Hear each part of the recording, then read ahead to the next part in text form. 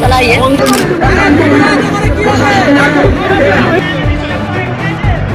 মুখ্যমন্ত্রী মঙ্গলবার ভবানী ভবনে আসছে, আমাদের যেতে বলেছে, ওখানে বসে যা দাবি করবো সেটা বলবো, সেটাই উনি করে দেবে বলেছে।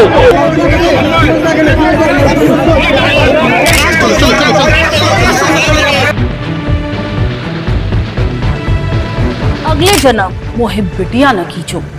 जी हाँ, आज एक बार फिर इस देश की, समाज की और पश्चिम बंगाल की आत्मा को झकझोरते हुए यही लाचार चीख गूंज रही है। हम दावे करते हैं कि हम 21वीं सदी में जी रहे हैं, हम चांद सितारों को छू चुके हैं, लेकिन हकीकत यह है कि आज भी हमारे देश की बेटियां, हमारी मासूम बच्चियां हवस के भेड़ियों का शिकार बन रही है। आज बंगाल के बारुईपुर में 11 साल की मासूम बच्ची, जिसे पहले अगवा किया गया, फिर उसके साथ सामूहिक बलात्कार कर उसे बड़े ही बेरहमी से मौत के घाट उतार दिया गया।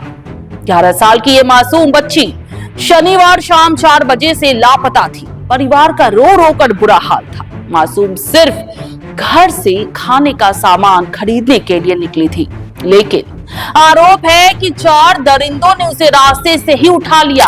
रात भर गायब रहने के बाद रविवार सुबह घर से कुछ दूरी पर स्थित एक तालाब से इस मासूम की लाश बरामद की गई। पुलिस की शुरुआती जांच कहती है कि इस मासूम का गला घोंटकर मर्डर किया गया। আশা করছি, কথা দিচ্ছি যে এটা যাতে সাজা হয় সেটার দিকে আমরা নিয়ে যাব এবং নেক্সট যা যা কাজ আছে আমরা আমাদের তরফ থেকে যতটা করার আমরা নিশ্চয়ই করব। আমরা সবাইকেই ধরবো যারা যারা এই কেসে ইনভলভ আছে। जैसे ही मासूम की लाश तालाब से निकली, पूरा बारुईपुर बारूद के ढेर पर जैसे बैठ गया। गुस्साई जनता ने शव को सड़क पर रखकर ऐसा प्रदर्शन किया कि पुलिस के हाथ पांव फूल गए। जब पुलिस की टीम मौके पर पहुंची तो भड़की हुई भीड़ ने उन पर अंधाधुंध पथराव शुरू कर दिया। गाड़ियों में तोड़फोड़ की गई, जिसमें कई पुलिसकर्मी गंभीर रूप से घायल हुए। गुस्सा इस कदर था कि भीड़ ने एक संदिग्ध आरोपी को घेर लिया और उसकी बेरहमी से पीट पीट कर हत्या कर दी। हालात को काबू में करने के लिए खुद पुलिस अधीक्षक के नेतृत्व में रैफ को उतरना पड़ा। तब जाकर गंभीर हालत में उस शख्स को अस्पताल भेजा गया, जहां उसकी मौत हो गई। इस भयंकर बवाल के बाद सियालदा नामखाना रेल रूट पर करीब 1 घंटे तक ट्रेनों का चक्का जाम रहा और मुख्य सड़क मार्ग भी पूरे 5 घंटे तक ठप पड़ा रहा। इलाके में तनाव को देखते हुए भारी पुलिस बल तैनात। मुख्यमंत्री शुवेंदु अधिकारी ने सीधे मृतका के पिता से फोन पर बात की है और उन्हें ढांढस बंधाया है।